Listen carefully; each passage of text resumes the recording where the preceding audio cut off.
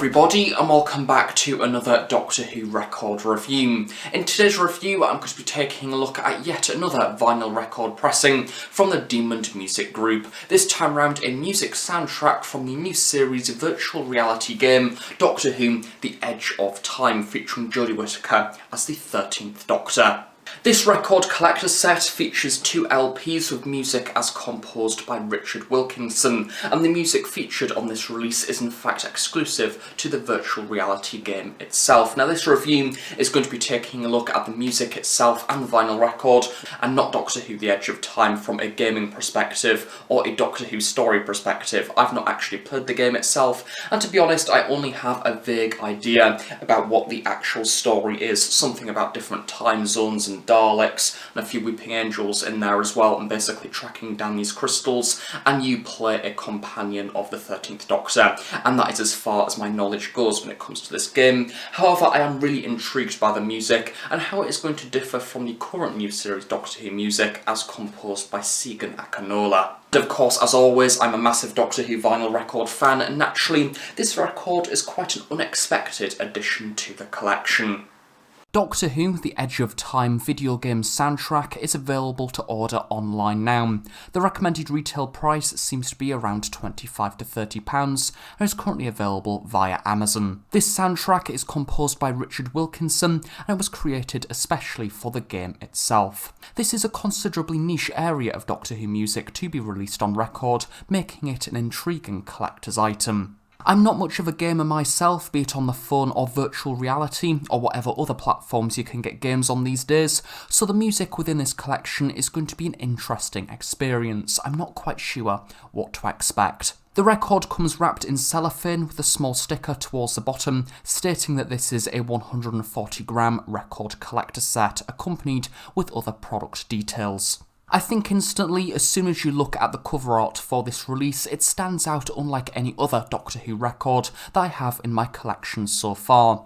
At the bottom we get the 13th Doctor's TARDIS exterior box, surrounded with a yellow background. Shading has been applied on either side to give the illusion of a 3D landscape. The yellow has a pounded finish, not being a standard block colour, but with additional red dotted flecks on top. This is a nice finish and makes the overall design look a bit more visually interesting. As we move further up the cover, the yellow expands into this eye-catching, almost lightning bolt design, leading away from the TARDIS lantern. Between these sections we see various time zones from the game itself, the first of which sporting a weeping angel and a rather haunted looking house. The next a Dalek, and the third what appears to be a Dalek invasion. We'll see more of this design a little bit later on. At the top we get the current Doctor Who logo on a white typeface with the title of the game just below. I think the logo design actually works really well on this yellow background and it stands out effectively. Turning to the back we get the inclusion of the title once more,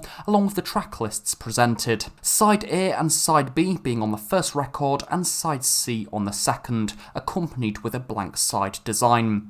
To finish off at the bottom we get a series of company details.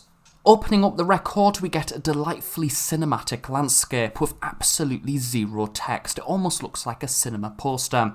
Usually I'd say it would be nice to maybe have a little bit of text in here, perhaps a paragraph about the game itself, a brief story synopsis, or maybe even a behind the scenes about the music itself and what the composer was aiming for when creating the music for the game. However, this time round it's rather unique and I think that textless works brilliantly. Once more we get to see various landscapes depicted on the cover. I'm not quite sure the relevance of these landscapes because I've not actually played the game itself, but this time the image is much larger, giving a good look at the various characters and locations. Starting off on the left hand side we have what appears to be the Tortoise Lane junkyard from An Unearthly Child, with a Dalek saucer flying overhead. A great red filter has been applied over the top of this, accompanied with smoke, clouds and lightning, looking very dramatic indeed. In the centre we have the inclusion of the TARDIS as it appears throughout the game, nicely coloured although it does look ever so slightly stretched. Below this we have the inclusion of a black Dalek, looking as if he wants to be the centre of attention. As we turn to the right hand side, the reds and lightning is swapped out for an almost mystical, vibrant purple. This looks quite beautiful, and I love the way that stars and constellations have been blended into this. In the middle, there is a highly detailed graphic of a weeping angel, which is my personal favourite character depicted on this cover.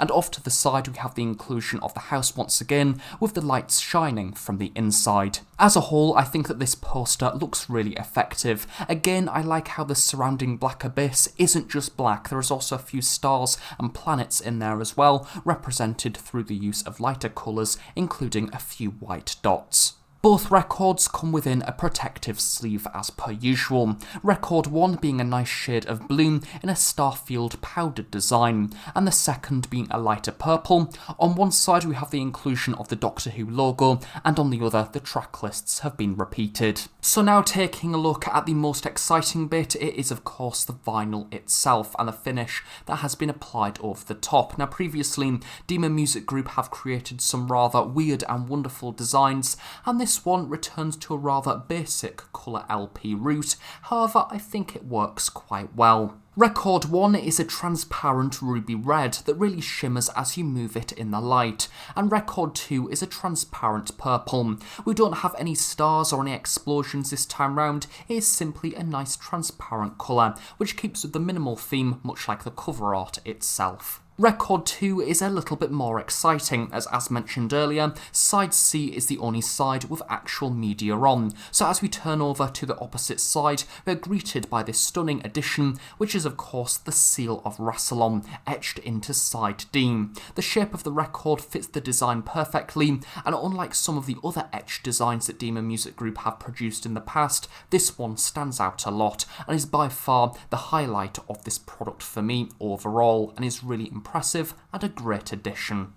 So in conclusion, for the actual record itself, I think this is actually a really nice product. It's very visually striking. We have some lovely use of the cover art here on the very front for the Edge of Time. It's been made rather unique for the LP setting, rather nicely using the cover itself. However, admittedly, it doesn't really say too much about the game. I think if you weren't to know, you could probably just interpret this as a standard Doctor Who record and not particularly for an actual game, because there is absolutely no information on the inside. So yes, it may have been nice to have a bit of text maybe on the protective sleeve or something like that, maybe just a general synopsis of the game to kind of give a rough idea of what it actually is, but overall it's alright, I'm not complaining, it's a lovely presentation and a decent product, and I believe it is only available in this format as well, in record or download. I don't think it is in fact available on CD, so again, probably quite a collector's item. So now taking a look at the actual game itself, now I needed to go onto TARDIS Wikia to find out about this because I really don't know much about the actual game. Apparently it was released on PlayStation VR, Oculus Rift, Oculus Quest, HTC Vive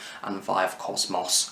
God knows what any of those things are. I think, well, I know what a PlayStation is, and I think the Oculus is the goggles? I don't know. I feel like an old person. I'm not down with the kids when it comes to games or anything like that. It's not something that particularly interests me. However, talking about the actual music itself, because I have listened to the actual album, and that is something at least that I can comment on, I was really intrigued to see how they were going to approach Doctor Who within the music format in an actual game, because although it is still a soundtrack, although it is going on behind some dialogue or some scenes or a story playing out, there is something about the gaming format that is a bit more personal, and as a result that is reflected, I think, within the music, because it's a lot more tense in parts, or at least a lot more motivational, because you have a few moments with it where it starts to heat up, it starts to get a little bit more pressure, and as a result I'm presuming that is when in the game itself you would have some dramatic stuff going on, maybe you need to get something done within a certain time limit, so as a result there's quite a lot of quick-paced music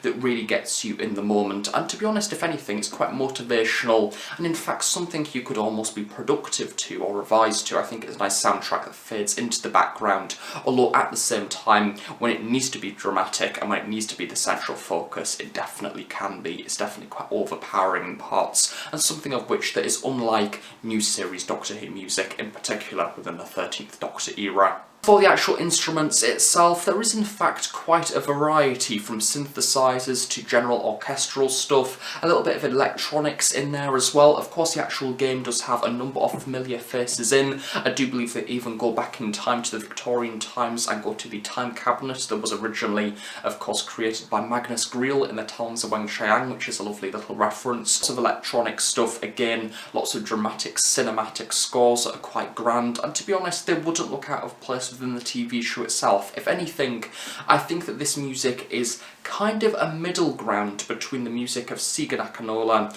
and Murray Gold, because as I've mentioned, there's a few overpowering scores in there, which a lot of people do associate Murray Gold with rather overpowering loud music. However, Sega Nakanola is kind of the other end of the spectrum. As I've mentioned within my Series 11 and 12 soundtrack reviews from Silver Screen, we have lots of music that fades into the background, and it's not necessarily there to be noticed. It's very ambient and very quiet, and a few of the scores within this kind of reflect that. There is also a few teasers, I do believe, from what I can tell, that relate to that of the 13th Doctor's theme, and a few of the other scores from Doctor Who Series 11 and 12 as well. I'm pretty sure that there is also a few ever so slight minor references to the Murray Gold era, perhaps a little bit of This Is Gallifrey in there towards the end, again a Doctor themed soundtrack, and interestingly, the likes of the Daleks, they don't really have their music that you would come to expect from new series Doctor Who. That very well known score that was of course created by Murray Gold, and likewise for the Weeping Angels as well. There's not really any music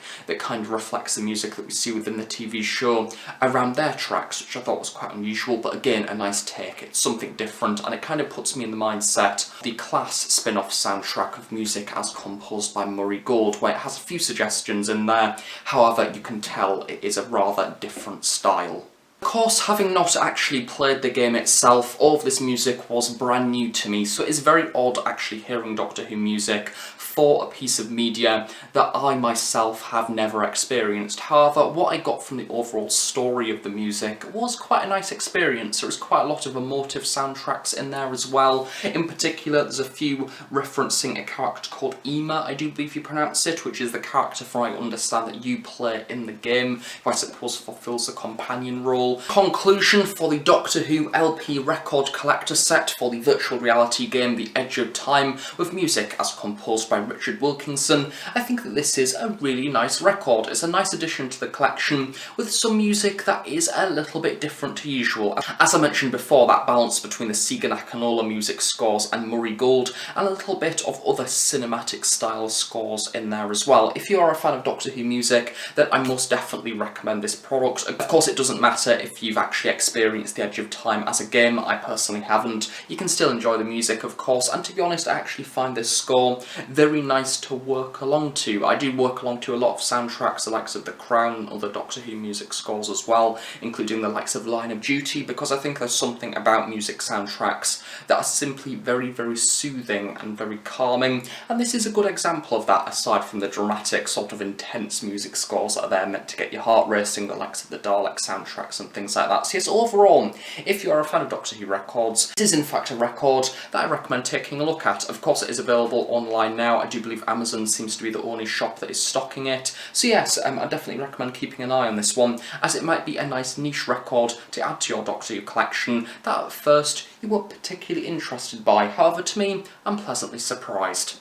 So thank you very much for watching this review. I really hope you have enjoyed it. If you are a fan of Doctor Who records, I do take a look at Doctor Who vinyls on this channel on quite a regular basis. Recently, I have also reviewed the Demon Music Group release for the 4th Doctor story, The Horror of Fang Rock, as a part of the Who vinyl series, as well as a number of their releases from the Missing Doctor Who soundtracks, including Record Store Day records, as well as the Silver Screen records as well, of course. Yes, if you're a fan of Doctor Who LPs, I most certainly recommend checking out my other Doctor Who record reviews, as well as my other Doctor Who reviews as well, from Big Finish audio dramas, product reviews, book reviews, and much, much more. So thank you for watching, have a nice day, and I shall see you all next time. Bye for now.